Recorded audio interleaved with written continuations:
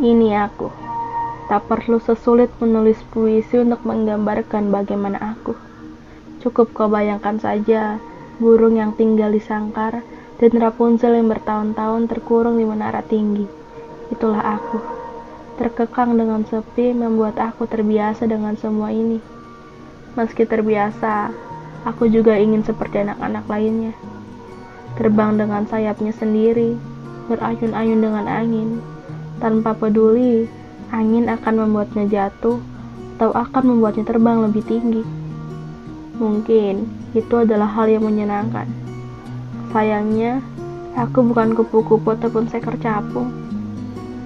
Aku hanya burung unta yang terkurung dalam kandang.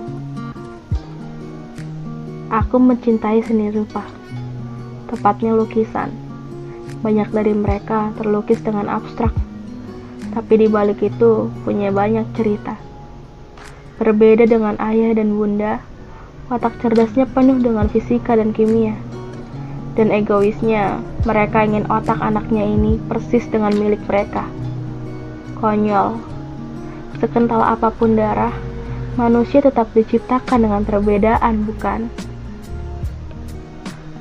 Konyolnya lagi, aku tak bisa menolak mereka.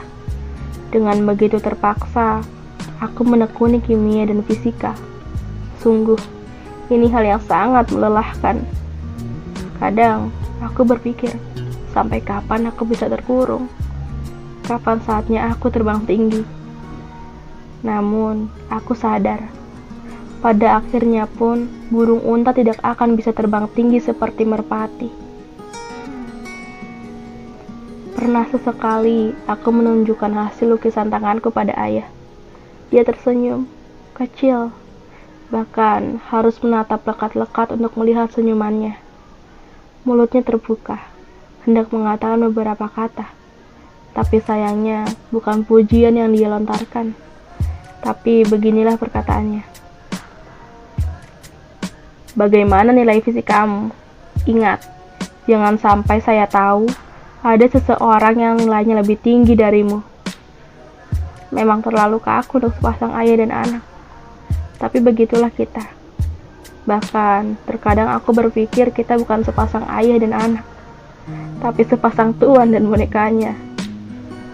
Sampai sini, jangan tanyakan bagaimana perasaanku setelah mendengar itu. Karena tanpa ku jawab pun, pasti jawabannya hanya satu. Menyakitkan. Aku mencintai lukisan.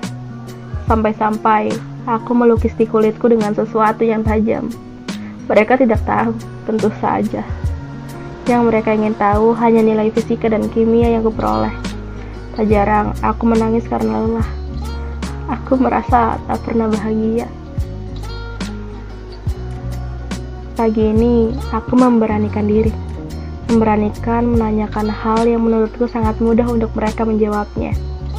Meski sedikit gentar, ini tetap akan kucoba. Aku menghela sedikit napas, lalu berkata, "Ya, Nda, kenapa aku harus berambisi untuk terlihat seperti ayah dan bunda?" Badan ayah terlihat kaku. Aku semakin takut ketika melihat itu. Tak usah banyak tanya, cukup lakukan saja. Tapi aku capek. Bisa kalian tidak egois untuk kali ini aja? Kali ini bunda yang berbicara. Hah, tahu apa kau tentang egois? Lalu mereka meninggalkan aku di meja makan, sendirian. Kali ini aku kembali menangis. Tentu ditemani pertanyaan-pertanyaan yang tak kunjung habis.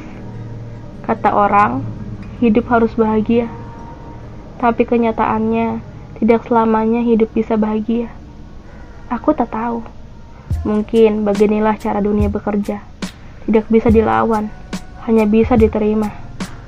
Katanya, tanpa kesedihan, kita tidak bisa melihat kebahagiaan. Tapi mengapa aku belum melihatnya?